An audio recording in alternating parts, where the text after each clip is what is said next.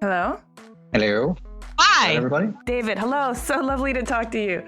Yeah, you guys too. When do you absolutely have to be done? I want to make sure we are sensitive to your schedule, but we also got a late start. I think I'm fine. There's nothing like really pressing for this afternoon, so. Okay, if awesome. we run over 50 minutes, it won't be a problem. Probably want to slip in some lines from a Michelle Obama speech. Yes, actually, that would be wonderful. Good.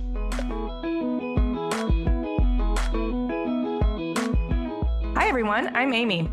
And I'm Jamie, and this is Clever. Hey, before we get started, we want to ask you a favor. If you enjoy listening to this podcast, would you please give us a review or a rating on iTunes? It really helps us out. Totally. We'd really appreciate that. So today we're talking to lighting, furniture, and toy designer David Weeks. David Weeks has made a name for himself with his stunning light fixtures, and while he's a highly successful New York-based designer with a beautiful showroom in Tribeca, personality-wise, he is exactly the opposite of the stereotypical high-strung, success-conscious drama magnet. He's mild-mannered, quietly observant, and he's got a quick but dry wit that catches you off guard in the most endearing way. We know you'll love our talk with him as much as we did. One thing that made a huge impression on us is how he talked about his career being largely a result of him having the confidence to go wherever he feels pulled, to take leaps into uncharted territory because of an inner knowing that somehow it would all work out. Now, we're not talking about overt confidence and bluster. You know, it's not ego-based. David doesn't have an ounce of arrogance in him, and that may be because he doesn't need to puff himself up, precisely because of this inner knowing. So that got us thinking about this quality, and if it's something that we're all born with that sometimes gets subverted by all the other stuff we go through, or if it's something that your parents instill in you through nurture, or if it's something we can teach ourselves later in life if we don't already have this skill kind of highly honed. What's your take on it, Jamie? Yeah, gosh, if it can be taught, I want to sign up for that class right now, because this is totally not like anything. I'm much more of the high-strung, like worrier, freaking out, stressed out person. Would you characterize yourself as extremely cautious? No, I think I'm a risk taker, but I like to have my ducks lined up. I like to anticipate all of the things that could go wrong and then already plan solutions for all those things. But David's, then have like contingency A, contingency B, contingency C. Yeah. And David's kind of the opposite. Like he seems to go with the flow, with the confidence, knowing that whatever direction it goes, he's going to be able to have a solution for it if there's a problem. Yes. You know, I've been analyzing this because it's not impulsive, right? And it's not extremely practical either. But it seems to be driven more by, I think, a need for expression and fulfillment than by anything external, like validation, success, certainty, security. And maybe because he values, you know, that internal fulfillment, that, you know, full expression of being a human, maybe that's why he feels so confident that if he goes in that direction, he'll also be able to work with whatever the outcome is and keep massaging it to one of beauty. I don't know. Yeah. Well, I think when you say something like that, it reminds me of more of what an artist does. And I think because he has some background doing sculpture, that maybe that's where that comes from, that idea of just like molding something and eventually the form reveals itself to you. Well, that's what he does with his design as well, with his reductive process. He sort of is really confident in working with something until a new form is revealed. Yeah, you got to trust the process. Yeah, he really trusts the process. And in fact, we should get him to create those workshops so we can both sign up for them. Totally. All right. So about David, as we mentioned, he does exceptionally elegant lighting design. If you're not familiar with it, you may want to Google it right now. But if you're driving, don't do it while you're driving. And in addition to his lighting, his studio also does furniture, interiors, and sculpture for both commercial and residential clients. And he's also responsible for the highly addictive and super fun wooden robot toys called CubeBots that are distributed by AreaWare along with other playful figures. And if you'd like to see his work in person, he just opened up a beautiful new showroom in Tribeca. And another nice fact about his studio is that all the products are manufactured in Brooklyn. I like that. They've been there a long time. So he's deep in New York. All right, let's get deep with David Weeks.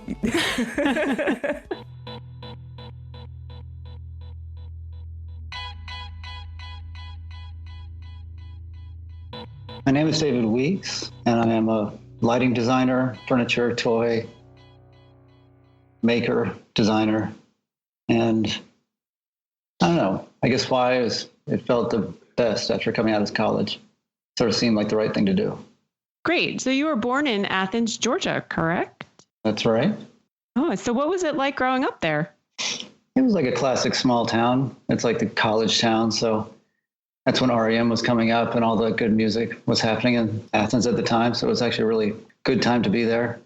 It's a great scale city. I think it was like maybe 30,000 people at the time. So it was like a super safe, really nice, great place to be.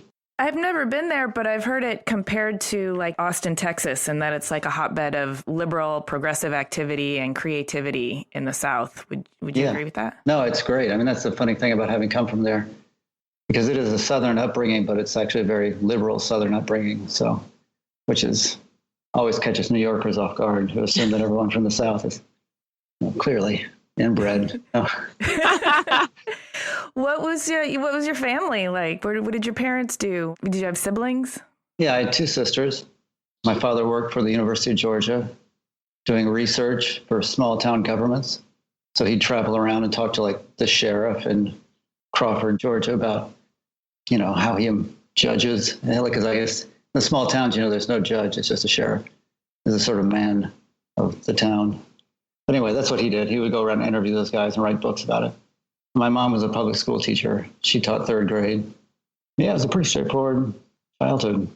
What kind of things did you like to do as a kid? Did you like to make things or did you like to play sports? Were you outside a lot? Yeah, I had like 4 best friends. We mostly just kind of cruised around and stayed out late and annoyed everyone who was on acid downtown. Were you making a lot of troublemaker? I was definitely the guy who everyone was annoyed by because I would come down and I remember this one guy would take acid every week, and whenever he saw me, he'd be like, "Oh God," because I was going to like mess with him. So how old are you when you're messing with the acid takers? I guess that was 15 or 16 or something. Okay. So old enough to know that he's going to be tripping and how to fuck with him properly, right? Properly. Absolutely. Yeah. Oh, that's so funny. So did you stay in Athens through high school? Yeah. I moved there when I was 2 and I left at 17 after high school. We talked a little bit about you making some trouble, but was there any moment in your childhood where you discovered your creativity? I sort of deemed early that was my skill. Going to public schools, if you weren't good at anything, you often wouldn't get much help to sort of fix that problem. You would just be like, okay, well, you're not good at that, so why don't you move on to something else? Art was there from the beginning. Like I remember, I think in first grade, I sort of drew the reflections on the top of water or something in 3 dimensions or something. And the teacher pointed it out to my father, and he was totally sold from that point on. So they were really supportive throughout the years, and that was always going to be what I was going to do. Did you think you were going to be more of a fine artist? Yeah, no, there was no, design was not, I didn't know what design was. Nobody did growing up. We got to change that. I know. I think you guys are doing a good job getting the word out. Thank you. Thank you. Yeah. So, it was all about fine arts. It was like, well, like the edgiest work I knew of was Picasso, and the sort of more mainstream was Manet or something, I guess there was a lot of contemporary art being made in Athens, but they were mostly like pottery or folk-oriented or printmaking. So Athens is a college town, but you went to study art at RISD. Describe to us the pull that you felt. I mean, RISD is obviously I'm an alum. It's a great institution, right? But it's also a little bit of a scary step. It's prestigious, but it's also expensive, and art is not a secure profession. I don't know. I think it's funny because my parents were totally supportive. They didn't make me go to liberal arts school and sort of have a backup classics degree or whatever, which is sort of seemed to be the norm for people I knew who were into the arts. I remember I went to one counselor guy who actually knew about schools, and he was like, RISD, Parsons, Pratt, and Tyler. And that's all I did. I was like, okay, I got the names, so I'm going to go check them out. And I went up there on one trip, and it sort of ended up being between Parsons and RISD. And then in the end, Parsons was just not where I wanted to be. I mean, I loved New York and the excitement of it. And then and RISD, on the other hand, is such a beautiful place. And it sort of felt like a college setting, the same way Athens had that sort of college vibe. So it was a natural fit. And It was, yeah, it was scary, but at the same time, I was clearly ready for that. And it was a great thing because basically my head exploded when I got there. Nice. I love that creative explosion that happens when you're finally like have all of this stimuli and you can feed your brain with everything it could be hungry for. Yeah. Now that, and also you're like all the geeks from your school, and there was 10 in the school, the artsy high school. But when you get to RISD, you're like, Jesus Christ, everyone's one of those people. I know. There's so many freaks here, but it's all great. It's like, and it's like this ultimate liberation of the nerd class. So tell us about the college years. Were you sort of an experimental art nerd making avant-garde music and, smoking cigarettes and reading Camus, or what were you? Yeah, I was not that. I was, okay. I knew those people, and I was often annoyed by the pretension. I think the Southern upbringing sort of kept my focus, or at least sort of kept a more regular Joe sort of thing going on. Yeah, I was a sort of normal guy in the middle of all this sort of kookiness, but I was more than happy to be part of the problem as well. Or, kind of, if it's about drinking or doing whatever, or being in bands. Or the great thing about RISD was that, like, we made a video with a friend and we got a car and we all got sledgehammers and we beat this car to a pulp. And the cops rolled by at one point and we're like, what are you guys doing? Which is unbelievable that they wouldn't be like, all of you on the ground, get in the back of the car. But they were just like, it was that great moment where we're like, we're from RISD, we're at this art project. And he was like, okay, all right, have a good day. Yeah. It's just a great thing about that city. I mean, I feel like that College Hill was kind of like off base for the regular city police. They didn't know what to do with it. So after RISD, you did move to New York City. Yeah, correct? I definitely, within a year or two, I knew New York was where I was destined to go. And then what did you do when you hit New York City? I had every intention of being an artist. I mean, I was like living on Canal Street on the 5th floor walk-up loft where this guy, Juan Gomez, who was like an old printmaker, had a little shop in the back of the loft that he let me use. So I just kind of like did freelance work with decorative painting places and metal shops. And I was just making art for most of the time. It was a great place to be, especially for that time. It was a great year. It was like a year or two. We're talking like 89 or 90? Like 90, 91. I mean, there was like, video stores in Soho and a chicken slaughterhouse on Broome Street. And it definitely wasn't the 80s. It had its sort of novelty, certainly. And it was definitely an extremely different place back then. Yeah, no, I'm really happy that I had those 10 years or however long. I don't, it's funny to think back on the 90s because I don't remember it being like the 90s. I'm like, I don't know what the 90s were. Like other than Nirvana, I don't remember anything specific. But yeah, no, it was great. My first studio was $400 and I shared it with a friend and it was in Dumbo. Oh, wow. So at some point you ended up taking on an apprenticeship. Is that what happened with a jewelry designer? No, I sort of stumbled into that job. I was working for a decorative painter. So they put me with two other guys in a jeweler's new shop. Ted Muelling opened up his first shop on Green Street. And we just painted out the whole place for him. And the other two painters left, and I kind of stuck around being like, hey, you got any chairs to refinish? Or I just kept working for him for a while and then eventually settled into a full-time job, which, it was incredibly lucky that happened. And in the end, that's influenced everything from then on. How? We want to know exactly how it influenced you. I guess, the painting and the art and sculpture, as far as, and that was an interesting time in art. That was like, Ashley Bickerton and like the sort of fabrication, the sort of early rock star artists were kind of getting going then. But there was definitely sort of very calculated, very, personality based art, or then this heavy theory stuff that was really maddening to me. Like, oh, you don't get it? Well, you can leave now. It's like, well, that's not what I want to be part of. And that kind of goes back to that same upbringing. And it felt very pretentious and like, why are you buying into that? And I'm not interested in being part of that. But anyway, so when I got to Ted's, it was kind of a perfect match in the sense that it was art, no doubt it was sculpture. I mean, he makes phenomenal pieces and it's very explorative. It's not sort of calculated and drawn and, rendered or anything. It's very much like on the belt sander, he would sand down combs from Chinatown and turn them into earrings, or he just had like a real knack for creating forms and shapes and then assembling them into these really elegant jewelry.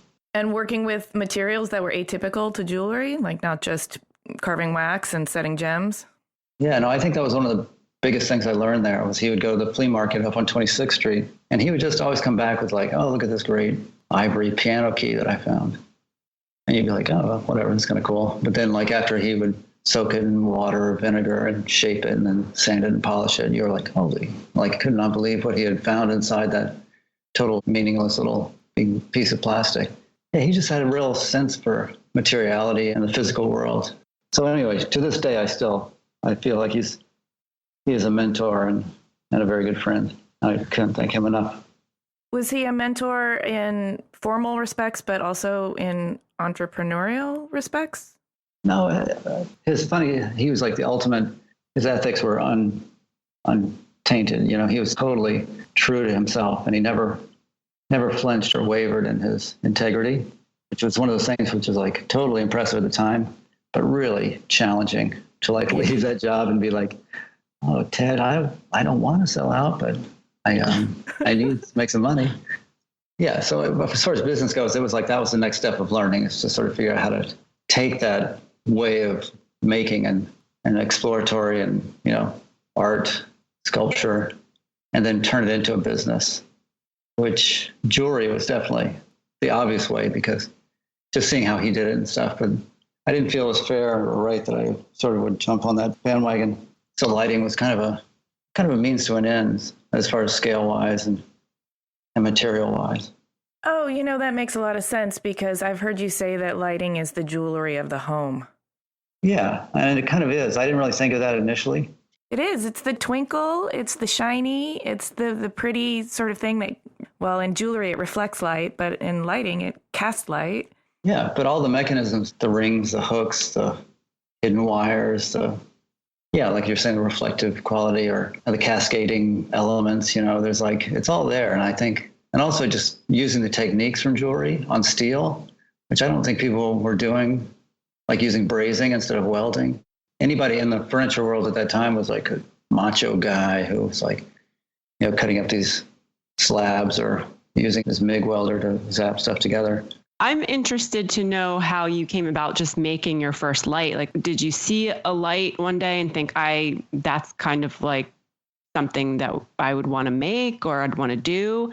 And then what was the transition like between working for Ted and then transitioning to your own thing? I guess, I was dutifully went to the flea market as well. And I think everyone would approach the flea market with their own point of view. And mine at the time was, the classic gooseneck office light with the gold anodized bullet shade. There's like more than you know what to do with. And then thinking of how Ted had sort of reshaped things.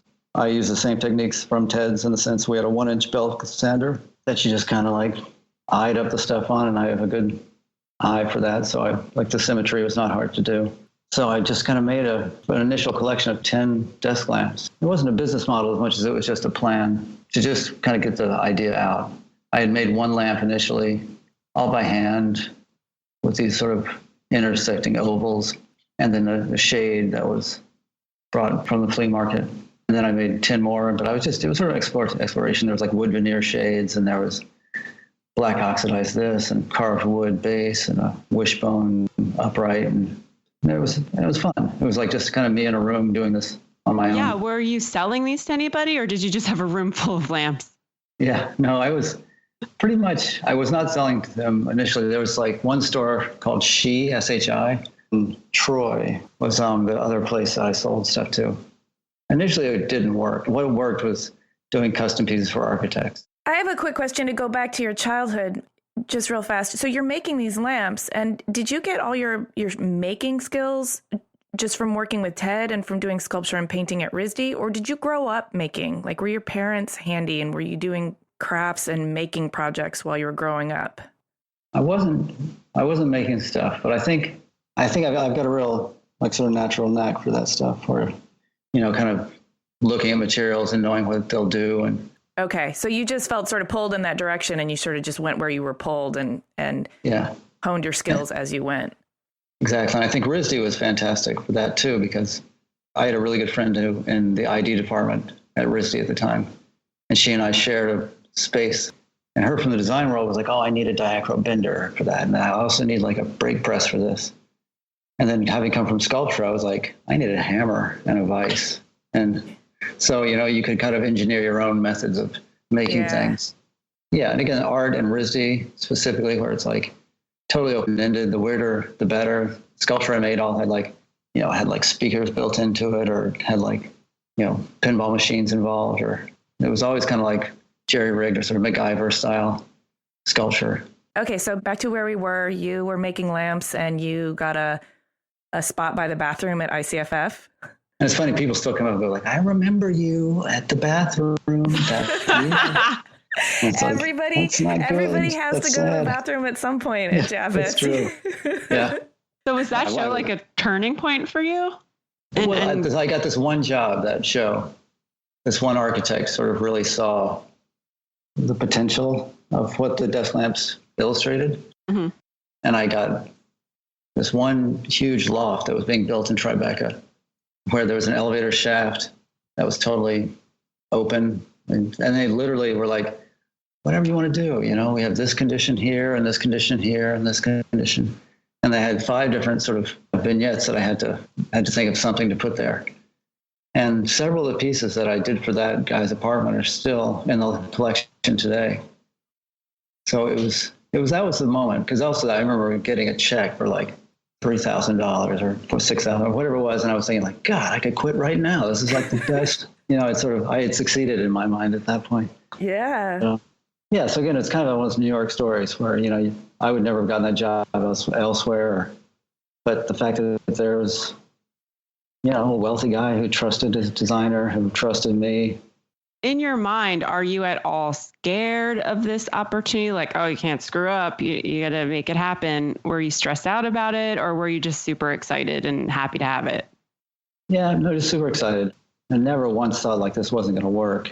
It was always like, I'll figure it out. Like if it doesn't work, I'll modify it or take it down. But I didn't have the sort of professional fear of like, oh my God, I can't back this up, or yeah. And I had a lot of faith in the process, which to this day I still find like one of those things that it's very different. Like some people like really are dubious of if it's going to work or not. And I've always felt like, it'll work out. So, which I think is from my mother. Oh, really? So, yeah. She's got this real laissez-faire way of approaching life. So, yes, it's always been really, I don't know. I think that's sort of the backbone of part of it. Yeah, I think that's kind of an unsung secret superpower that some people have. I sort of was the opposite. Like I was raised in like, yeah, go study art. We support you in everything you do, but maybe you should have a backup plan, Right. And so I was sort of conditioned to always think about how this could go wrong or. Yeah, I think most people are brought up that way. Yeah. And it's sort of, it conflicted with my natural sense of like, I can figure this out because that's what's in my DNA. Like that's what's organic to my personality. And so I had to work actively as a person to kind of shed that fearful, what could go wrong kind of mentality. But the fact that it's been instilled in you from youth, from a parent, I think in many ways probably gave you this sort of quiet undercurrent of confidence that whatever happens, I can manipulate this in a way that will work out. Yeah, I mean, no doubt. That's still to this day, opening the store, expanding the business, having 20 employees. It's like, there's so many moments where I could have been like, this is crazy. I got to do something different or change up, or should I write that check, or should I make this decision? And I think there's sort of a blind faith in the process and just faith in yourself that whatever pans out, it'll work out one way or another. It's a good attitude. Yeah. Yeah, right on, brother. I sense it in you too, because some people have this really nervous energy, like they're trying so hard because it has to work, but right, exactly. But you seem to sort of graciously move through your life, sort of moving forward and making things work. No, I agree. And that's one of those things that's funny to be that person in New York City, because there's a lot of people forcing the issues, kind of pushing ahead. Well, I was thinking that too, and I was going to ask you, because it seems like you're just laid back by nature, but has any of the New York, fast-paced attitude kind of rubbed off on you at all? Yeah, I mean, I think the opportunity here, along with the people, is the thing I love. I mean, I really love people. I think, again, that's probably a sudden thing from my mother, where like I love the vendors I found along the way, and the spinner and the powder coater and the laser cutters and whoever else. Like I would hang out at their shops in the afternoon, or sort of get to know them. I had a dog at the time, so every time I'd show up, like all the anodizing guys would be like, "Oh, hey, did you bring a dog today?" So I think that part of New York and the faith, because I think the city has that same faith in itself, in that way that it's like, we're going to succeed. I don't need to tell you about it, and I don't need to sort of brag about it, because we as a whole will like completely thrive and make money and survive whatever comes along. So yeah, I think that was more the New York that I sort of enjoyed being part of. Yeah, I think it, at least for me, I could learn a lot from the roll with the punches kind of attitude, where you just deal with the situation. And then, if something does go wrong, in the back of your mind that you'll figure out a solution, and everything will work out in the end. And I think that's a good attitude to have, especially if you're in a high stress place. Yeah. And again, I think like my father, who is much more fearful or wary of doing anything kind of out of the box, I'm pretty sure I got my talent and skills from him. Like he built a shed for himself that was like so beautiful and impeccably built. But to get him to build that shed took so much effort. Like he'd be like, "Well, I don't know if I should cut that at a 60-degree angle." It's like, Dad, just go for it, man. Cut a new one if it doesn't fit. I mean, he did it meticulously down to the detail, and it looked fantastic, but he was never liberated by it, or he never sort of had the opportunity to be like, "Oh, now I know what I'm going to make. I'm going to make this instead of that." That's what I got a taste for early on, and that's been feeding the whole fire for over the years. I love that idea of being liberated by the project as opposed to sort of constrained by it. Yeah, I think, that's the ultimate thing. It's like, I think the best compliment I ever got was like, "You're the most curious person I know." And I think that to me was like, oh, that's awesome. Like that's better than anything else I could ask for. Because that's what sort of fuels life and whatever's happening. And I think so many people who, live by the rules or live by expectations instead of by instincts, they don't have faith in themselves to kind of explore and sort of take chances. Yeah, you can't be a visionary and live by the rules at the same time. You've got these lights, you're selling them to various retailers around the city. At what point were you like, okay, I'm going out on my own? Pretty much from the beginning. I didn't want to work for someone else. And I had a studio in Dumbo for a while where I was just doing metal fabrication for people, like curtain rods and hooks and kitchen islands and stuff like that. And then I sort of managed to, collect enough tools to make that our initial collection of lighting. And I mean, in hindsight, it's surprising that, because that first year or two was, kind of to the bone. You're cutting pretty close to every month in, month out. But my wife and I, at the time, my girlfriend, who is now my wife, we were both sort of in that similar situation where we kind of had each were following a path that wasn't like a big financial path or like this is how you make money or anything. Right. It was much more sort of a creative exploration. And so you were repped for a long time with your products, and then you ended up opening your own showroom. What was the reason for making that transition to having your own space? Well, I guess initially I was at Troy, which was like a great showroom to be part of. It was a store, and there was a limited amount of floor space for it. And there's Ralph Pucci, who was sort of the ideal showroom at the time. Chris Larica, another mentor of mine, was selling his stuff there. And he introduced me to Ralph, and I played it pretty cool. I wasn't like trying really hard to get in there, but I figured like it would happen if it happened. After talking to him on and off for a year or two, he agreed to take the collection, and that was a really great opportunity. He was the kind of classic, Leo Castelli kind of gallery for furniture, where he'd give you a little stipend to make the work for the collection or for the shows, and you would get a show every year or 2 years. And he would promote it properly, and he had this beautiful showroom, and he had a big list of followers, so it had this big buzz openings. So it was great, and it was a great way for me to transition from talented, small-time lighting designer to, someone of scale that actually could garner some legitimate money and kind of grow a business properly instead of just being, hand to mouth, and like it was in the early days. Does that coincide with getting more employees and growing the whole business? Yeah, I mean, that was all learned on the job. I mean, wholesale retail, and it was kind of crazy. I mean, the reason it worked is because I could make all the stuff myself. It wasn't like I was buying 100 of anything from anybody. I was just buying steel from people and then forming it. And I think with the determination and the sort of perseverance aspect of, if I got an order for 8 lamps, I'd be like, oh my God, now I got to make 8 of these things. And so then but you just turn to and make it happen. Mm-hmm. So you were doing a lot of spinning or turning? I had a guy up in Greenpoint who did all the spinning. Okay. And he was my initial vendor who I love him to this day, this great Colombian guy. He's almost retired now, but he was really fantastic about, he was the only guy I spent money on. So yeah, and I was with Ralph for almost 10 years, which was a great run. I really appreciate everything I learned from him. But then at some point it sort of felt like that I was on a track, and the salesmen were good at selling specific things, and what was expected of me was very clear. It was, make another one of those things or make another one of those standing lamps. So it wasn't the opportunity. It wasn't the sort of like open-ended aspect of the making process, which I had more to say, and I wanted to sort of try out a different way of saying it. What is that different way of saying it?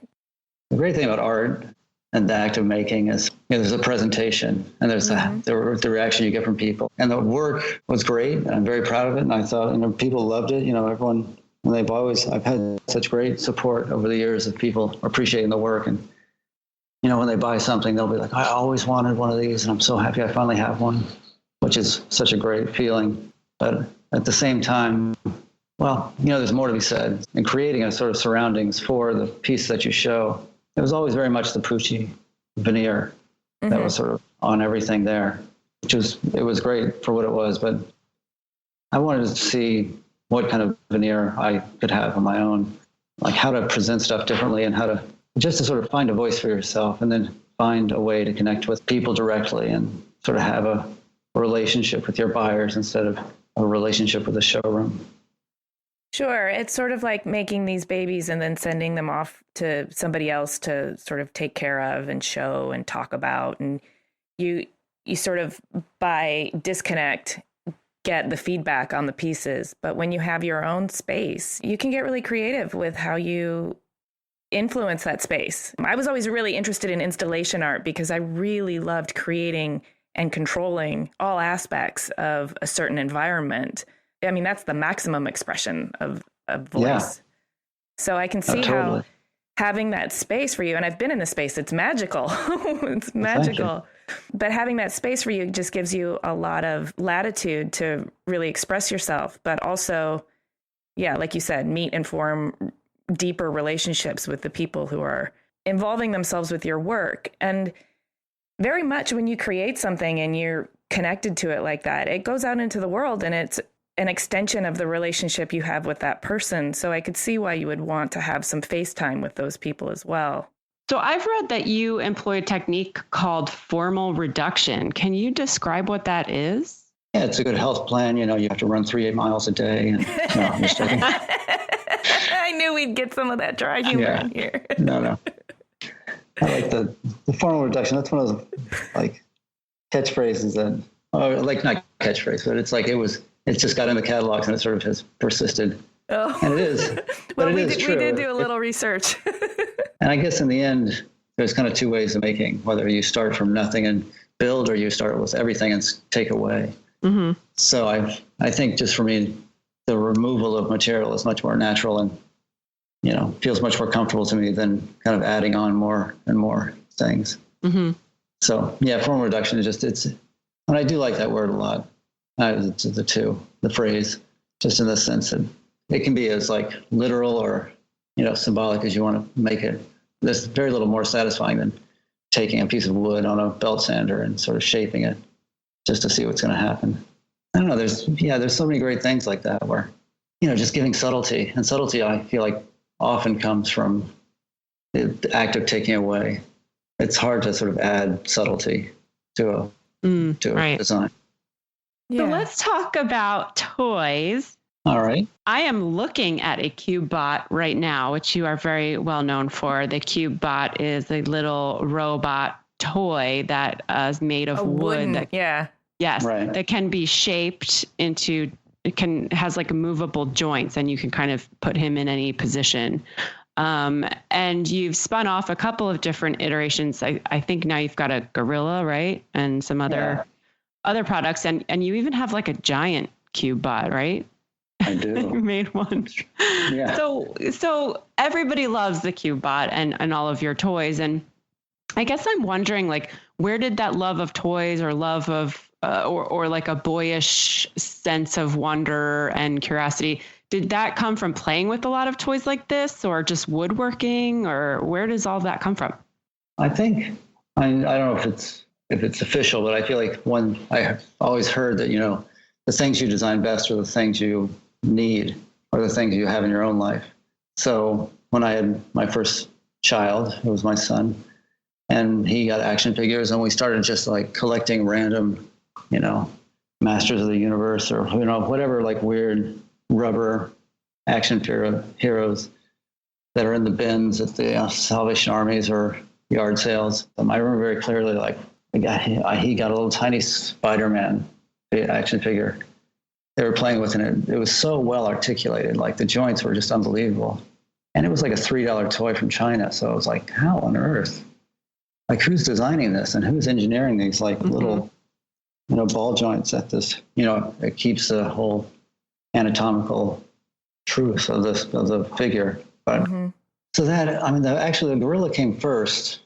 Like, CubeBot in the end was a distilled version of all the animals that I did before it. So the gorilla, the Hano, which again just sort of came actually out of, I don't know if you've heard about this term, formal reduction, but yeah, I just learned about it. Yeah, exactly. So we just took a belt sander and clamped it to the table, and then we got chunks of wood, and we made it the full scale model, right there, just from scratch, and just kind of making the forearms. And I remember very clearly sanding the backside of the forearm, where it's got this great flat plane that was a nice curve down to the fist. So so that was the initial thing. They were very sculptural. And also, I remember I had G.I. Joes when I was young, and they would always fall apart because they were like the 70s versions before they were all plastic. They'd have like elastic bands on the inside. Mm-hmm. My mother would curse me every time because, they'd break, and then she'd be like with knitting needles trying to like scoop the elastic bands out of the inside of this guy's plastic chest. So Hano was kind of built the same way like a G.I. Joe was. It was, we drilled holes through the middles of all the body parts, and they came up with this little locking system where you just put a slot through the side. If you're looking at a CubeBot now, it's the same exact thing. So initially we made the gorilla, the bear, the elephant, Hattie. Yeah, so those were the three, and those took so much time and effort. We would sort of lock ourselves in a room, a white room, and for 3 weeks we just like kind of carve shapes until we found the final version of it. And then CubeBot was just the real like distillation of that, where it's like, let's just make like the squarest thing we can come up with. And so just a really sort of very clean version of a very complicated idea. So when you were making these, did you have any idea that they would be such a sensation? I remember that day we finished the first one. I was like, that's good. That's a really, I would imagine it's the kind of thing when, the police wrote Roxanne or something, where it's like, it's a hit. It's a hit. This is definitely a hit. I'm not really going to worry about that. This one's going to find its way to somebody. So yeah, it sort of felt right from the very beginning. Yeah, so CubeBot brings joy to humans of all ages. That's a really fun one, and a nice one to have in your arsenal, I bet, to counterbalance all the beautiful lighting and furniture. Yeah, I often joke that Hano the gorilla was a cry for help. It was that thing where it's like, I did lighting, and it's always good. Then I did furniture, and people were like, "Yeah, where's your lighting?" And then, but then finally, by doing the gorilla, it it was enough of a departure where it changed people's perception of the company and the studio, and me specifically. So I think before that, I remember going to like a meeting with an architect, and they're like, "Oh, I thought you were like an older French man or something." Because like based on my work, so it's nice to have like those animals as a different calling card than the lighting. You had a studio for years in Dumbo, and you've just moved your manufacturing facility to Bed-Stuy. Do or die. No. And I know you have the showroom in Tribeca, and I'm wondering, like, is most of your manufacturing done in Bed-Stuy, and is it mostly done by machines or skilled craftspeople, or how's that set up? I want to know what the business looks like. Yeah, well, it's just a very expanded version of that very original thing, where the frames we make and the components we have made. So we work with machine shops for CNC machined pieces. Mm-hmm. So any lamp has like a handful of custom-made parts, and then also a few elements that we make ourselves. But they're all fabricated in-house. And I had been in the Dumbo studio for 20 years. So I think all the habits that were there were just completely ensconced. So the opportunity to kind of like reassess the whole process that we undertake to make things and then build a building around that idea has been so much fun. I mean, we have just barely scratched the surface. We've only been in there for a few months, so we haven't really had time to even play yet. Oh, that's so exciting. I mean, normally when you're starting out, you just find what you can afford, and then you kind of adapt to work within the space. You make the space work for you. Exactly. Being able to sort of really get granular with your whole process and figure out how to streamline it and how would it make life better for everybody, and then build a space to support that. That's really effing exciting. It is. And it's so much fun. I mean, the business has grown. I think leaving Pucci was a big challenge, and opening up the Tribeca store was a very big undertaking. But the whole structure of the business changed completely at that point, where, now we were responsible for sales and deliverables and shipping and promotional aspect of it. So, I mean, that whole taking on that aspect, all those aspects of the business are really, it's a very big undertaking. And then, but then to do that same thing with manufacturing right afterwards, it's great. We've grown the business completely naturally. There was never a rule book as to how we were supposed to do this. And there was no sort of specific, like, I'm sure if I had written this down on paper 15 years ago, I would have never done it. We actually hear that from a lot of people. Yeah. And I think things have changed a little bit, and it's so hard to get off the ground without, proof of concept and some sort of metric that this is going to succeed. Yeah. So you have an art background, and you did a lot of design work, but I mean, you've been able to grow a business and be an entrepreneur. Is that something that's natural to you, or did you just hire somebody who had that strength? I think there's a level of natural, innate, I don't know, instincts for it. Mm-hmm. I'm certainly not a great business person. I mean, like, the work itself has supported the business much more than my incredibly clever, marketing skills. But although I have seen some videos that you've created that were incredibly clever.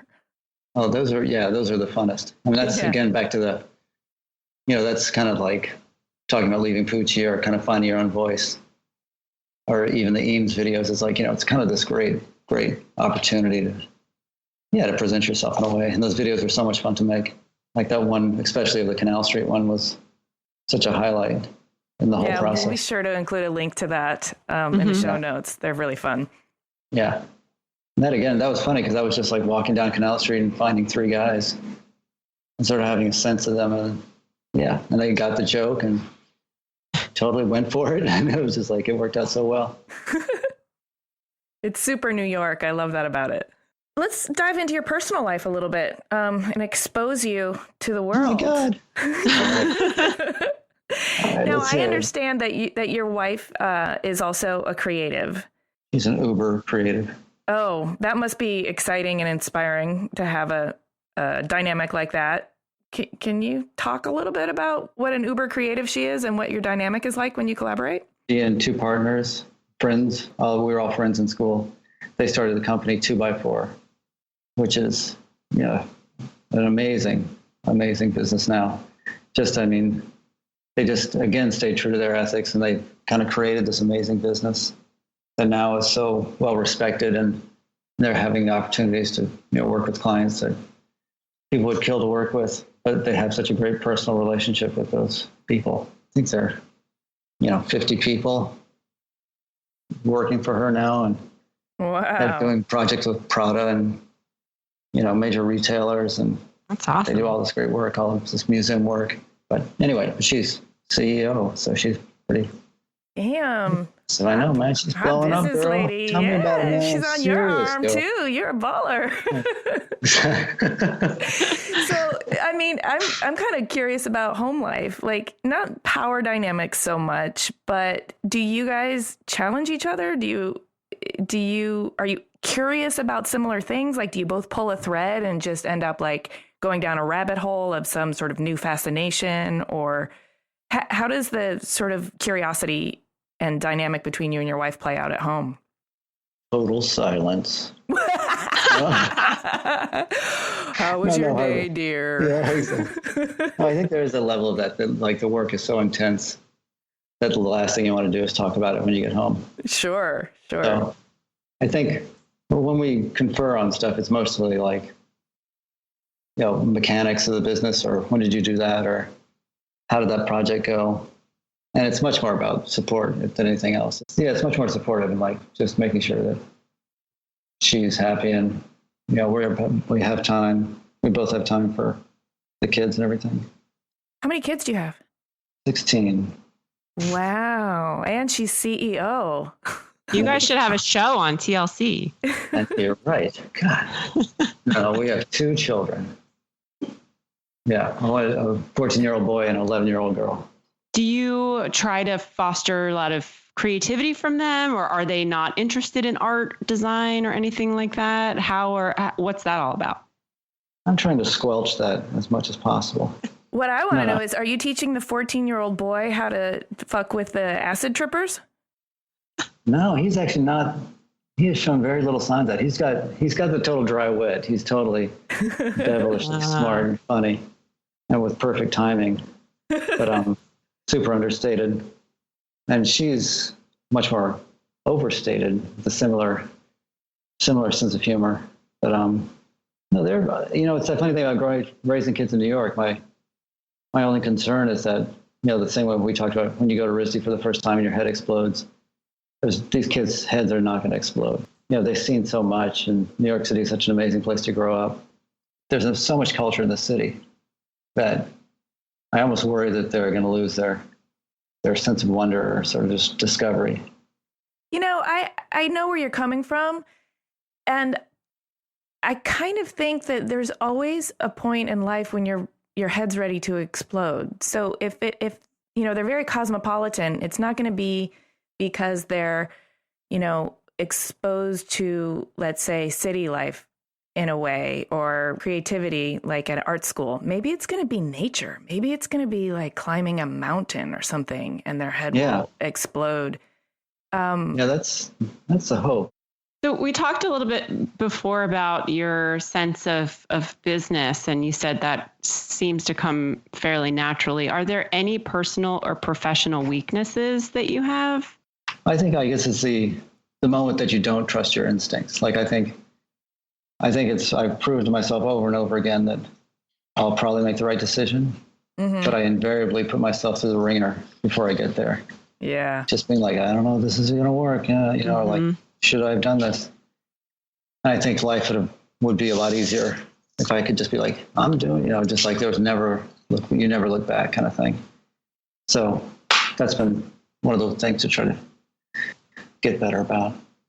Well, I think it's nice for you to share that with us, because I think so many people go through that it's almost like healing to know that it's even somebody like David Weeks kind of has that, that sort of moments of self-doubt, or putting yourself through the ringer before you finally sort of cave into the idea that your instincts are on point. So you mentioned relationships with other people, and like you like to develop a relationship with your clients. And you also seem like somebody who there's a real warmth about you. I think, yeah, and I think you're a very genuine person, and maybe it's the the southernness in you, or just who you are, and you're good parents. But Yeah. what do you think is one of the most important qualities a human can possess?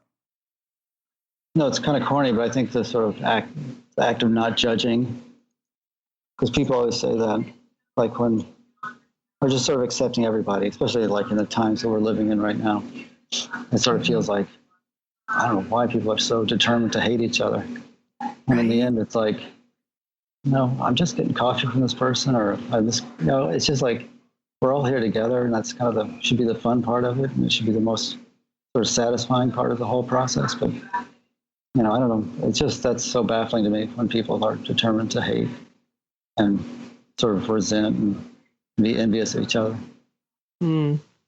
I agree with you. And I think your curious nature is also kind of what informs your non-judgmental nature, is because if you're curious about somebody and you find out about them, you're always going to find out something you didn't expect or you didn't know before. And if you judge from the outset, then you're not going to ask those questions or find out that interesting information that gives you such a bigger, more deeper, clearer picture of that person. And so I think curiosity and non-judgmentalness kind of go hand in hand. Yeah, and to be open to things. I remember there was like a wedding that George and I were invited to, and we sat at the table where our cards were placed, and it was like a very weird mix of people that didn't seem like the kind of people that you'd be set with. I guess it's more peers, and these were like aunts and uncles and neighbors of the bride. Mm-hmm. And I had this moment where we're like, oh, I don't know what we're going to talk about. But then the woman next to me was like, I'm a puppeteer, which at the moment I was like, puppeteer, all right, now we got something to talk about, Yeah, like, that's awesome. Which is like, it was just that funny moment. It's like, you could be like, great, I'm not at the cool table. But instead it's like, no, this is awesome. I would love to talk about puppetry or, whatever insurance policy this guy is selling or whatever. It's just, it's just kind of, just to be open to life and just sort of have it happen for, just to be open to it. Yeah, make the most of a bad situation even. Yeah. Yeah, or just to, whatever. You never know where you're going to learn anything. Yeah. Well, your curiosity probably leads you down a lot of different paths. Is that something that you use when you are having a moment like that, a design moment that might be equivalent to like a writer's block? Do you use that curiosity, or is there anything else you do to kind of refuel your creativity? I think writer's block I've never had a problem with, because in the sense it sort of always felt like you just have to make something. It's like all you have to do is cut some wood and you're kind of back on track again, or bend a piece of metal or something. But as far as refueling, I don't know. I mean, maybe it's my age, but I kind of like being, 3/4 full instead of, topped off at the top. I think the trick in life is to find that moment. Maybe not when you're not in top gear, but you're like in third or something, and sort of moving along at a good chop. Do you schedule time for your design work? Because I'm sure that you do a lot of other things in your company, but you're still a designer and an artist. So do you schedule in creative time, or do you just tinker when you feel like it? How does that work for you? No, I think we've sort of set up the company now where like it's managed by great people. So I've actually managed to sort of try to remove myself as much as possible from the nuts and bolts of it. I mean, you're always needed to make those decisions, but I think my intention at this point is to try to design as much as possible and try to like let the sort of, fluid time of creativity just happen, and being able to access it or being able to act on it when it happens. Because it's sort of like the curiosity thing. It's like, you can have coffee at a coffee shop and have an idea based on the edge of the register or something. Right. And if there's a way to document that and at least like put it aside, whether you get to it now or maybe never, but, just to kind of make sure that you're clued in all the time and can also always, sort of access those ideas. Are you the kind of guy that has like a sketchbook in his bag or something, or would you take a mental picture and go back to the workshop and start carving a piece of wood, or how does that happen? I admit it. I've got a sketch bag in my bag. Yeah. No, I could do that forever. It's like that weird, like whenever I take an airplane flight, it's like, you just kind of fill the pages as you go. I don't know. I think, it's just the same thing we've been talking about like observation, being observant and thinking about stuff, and being aware of how people use things. So in terms of the future of the studio, or in the future of David Weeks personally, is there any sort of product or dilemma or design challenge that you have yet to reckon with, that you just know at some point you're just going to be driven to tackle it? Yeah, I was just thinking about that question yesterday. We just recently got a new car, and I don't like it. I think it's really annoying in the sense that it's got like all this technology, and it's like really soft and gushy, and there's no sort of real like connection you have with it. Mm-hmm. And then also watching my kids play on iPads and stuff. And I think if there's anything I would want to try to keep exploring is the sort of tactile quality that design can give to life. And just sort of, instead of these like glossy, flat glass panes that we touch and they, sort of virtually experience everything, like the sort of the actual act of, like leather or wood or metal or, a cement floor or something, just to kind of make sure that when I design, they're sort of still based, the designs are still addressing real world stuff. I think there's kind of a craving for that. I think that's one of the reasons something like CubeBot is so successful, is because of that tactile quality, and those joints are very analog in a way. Yeah. I got a hybrid like 10 years ago, and I still can't get past the push button start. I miss the turn of a key in the ignition. I miss feeling the engine sort of kick in and accelerate under the pressure of my foot. Yeah, and like this is the first car we had without a stick shift. And even though they have like, oh no, it's got paddles or whatever, it's got like, all these like gimmicks that make you think that you have gears or you can, control your own life. But in reality, it's like it's all set up for you. Yeah, mm-hmm. I want like a 1975 something, Mazda or, a Nissan, something from 1983 or something like, like some car that's just like, it's still got raw edges and it's, sort of the gears aren't right. And, yeah. And you can still kind of hear the road underneath your feet and stuff. And you can hear what's going on with the car based on how the engine sounds. Yeah, I'm with you. And I think in the way, the analog relationship you mentioned that's really disappearing. And I think it's a really special thing about being a human and being on this planet. Well, you're a special thing on this planet, David. Oh, God, guys, No, it's great. Thank you. Before we let you go, is there a project that you'd really want our listeners to know about? Something that's coming up or something that came out recently? Yeah, we just did a whole new lighting collection here called the Auto.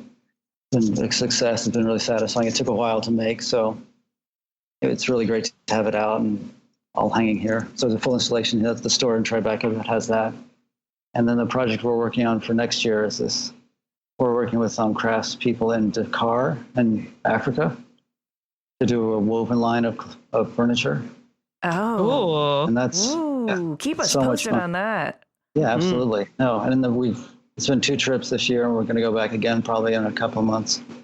But the whole talk about analog and talk about world, like real world, it's so tactile there, and it's like so much fun. It's such a great, anecdote to the modern Western world that we live in every day. And it's about people too. It's got all the sort of nice things that I always, whatever this whole interview's been about. So yeah, that's a big thing. Those are 2 of the latest things we're working on. Yeah. And our listeners can they come to your showroom, or is it by appointment? No, that's why we're here. See, got that one-on-one relationship, Mm-hmm. Yeah. So please come down. 38 Walker. Yeah, we're open Monday through Friday. And yeah, it's fantastic to have people come through and sort of look and see and get their reactions. Your URL for your website is it davidweekstudio.com? Oh yeah, just davidweekstudio.com. Great. Instagram is just David Week Studio. Facebook, David Weeks Studio, and Twitter is David Weeks Studio with a capital T. No, one S. Oh yeah, one S. One S, right? Yeah, it's David Weeks Studio. The S from studio and the S from Weeks are the same. Yeah, it's very exciting, all of the great stuff you're doing. So thank you so much for taking the time out to talk to us. Yeah, it's been a delight. Yeah, you too.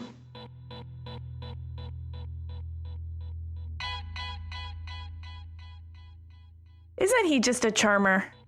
He's really funny. Well, charmer's actually the wrong word, because that sounds like he's, just sort of blustery and charismatic and smooth talker. I guess what I meant is, isn't he a really sort of lovely, sincere, warm person? Yes, and I think he's kind of an anomaly in my opinion, because he's very artistic and very creative, but also seems to be comfortable being an entrepreneur living in New York City with a Southern upbringing and yet a very laid back attitude about things, which just doesn't seem to really fit the description of like a really successful New York designer to me, but somehow he makes it work. And it's pretty refreshing to hear him.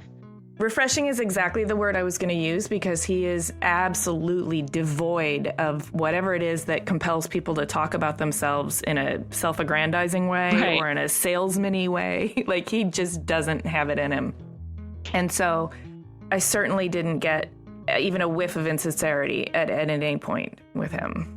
No, not at all. And I think he feels very comfortable in his own skin and confident in what he's doing. And I love that he got that big architect house project and he was just like, yeah, I could do this. And like, if this goes wrong, I'll just make it right.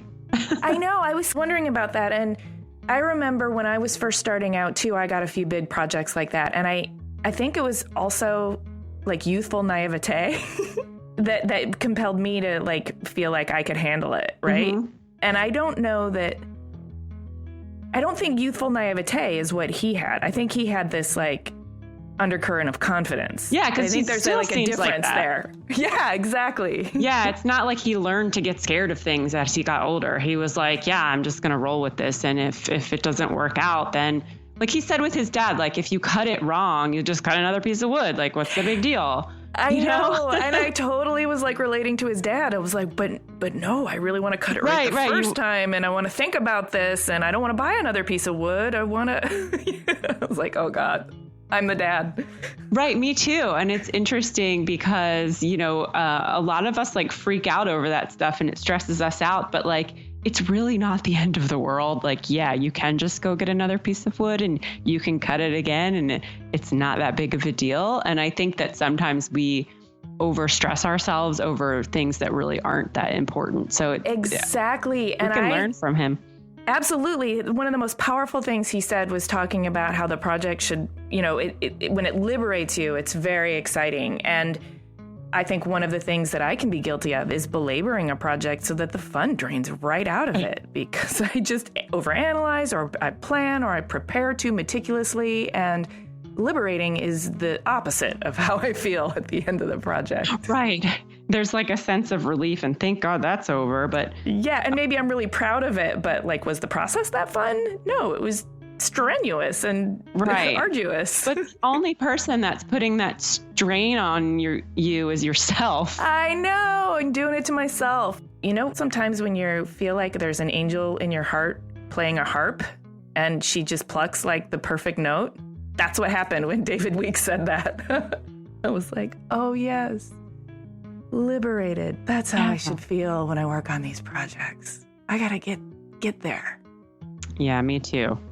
That was an important thing I think he said too, is when you make these really beautiful objects and then somebody else sells them through a showroom, the outside world forms this opinion of who you are. And so it was nice for him, I think, that he gets to create these videos and these toys to kind of ride sidecar with his lighting and furniture to be a more full spectrum picture of the real David Weeks. Yeah, and you can connect better when you know more about how the designer is as a person, and that's kind of what we're trying to do here too. So yeah, I hope we did it, Jamie. I hope we did it with this one. Me too. Thanks for listening, guys. Please subscribe to us on iTunes or wherever you get your podcasts. And go to cleverpodcast.com to see more of David's work, read the show notes, and sign up for our newsletter.